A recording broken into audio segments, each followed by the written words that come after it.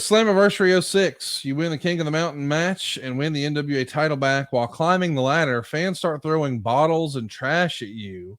What are you thinking when all that stuff is flying at you? And is that the most heat you've ever personally gotten? It is not the most heat I ever personally got, but it was as a performer. And this is '06. So we had been in the impact zone 2 years. And,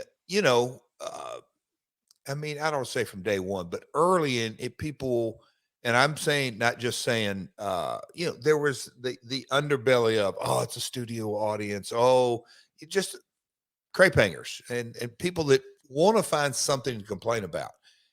My mindset was the regulars that came, every show, and then the part guests made for a good mix, because sometimes the people were in there, it was their first time sometimes to ever see a wrestling show, but they were so energized and enthusiastic and screaming and yelling, but they were kind of being guided by the regulars who knew what was going on. But when the first couple of things that were thrown in the ring, I knew, okay, this is heat. This is heat. And then it just coming. I'm like, okay, this can get dangerous.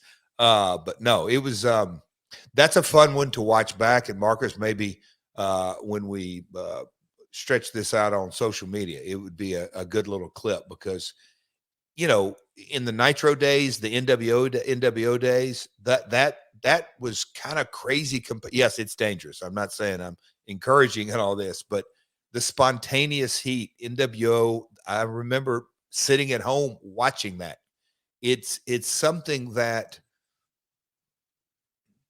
it's the magic of live television combined with professional wrestling.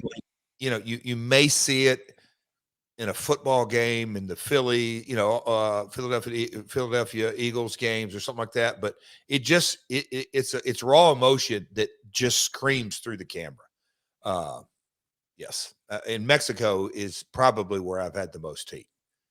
A friend of ours, I shouldn't say his name because he works somewhere else, but a friend of ours sent me some clips of you walking to and from the ring in Mexico when you had crazy heat, so much trash, so loud.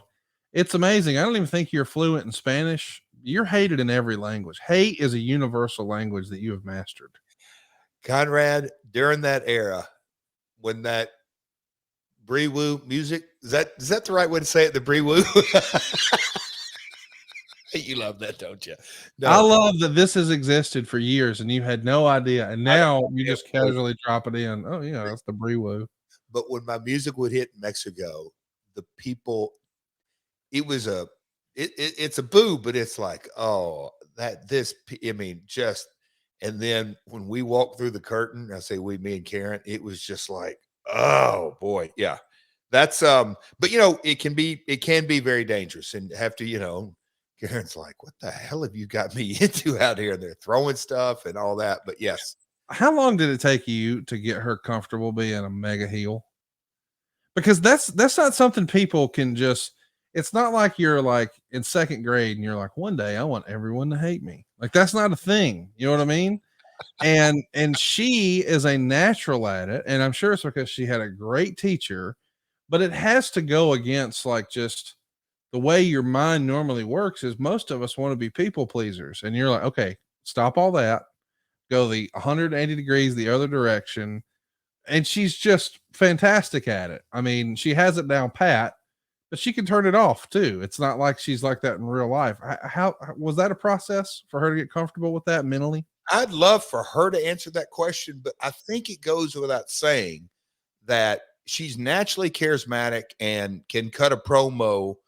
I think that's a gift of God to her. But as far as the heel persona, when we did the angle and the storyline in TNA with Kurt and all that evolved, but then going to Mexico and kind of evolving that character down there, and her kind of watching me like kind of respond. And there would be times, and I'll say that maybe I tipped a canoe a couple of times. That's in the 2014, 15. But in those early days, she's like, what the hell are you doing? You're crazy out there.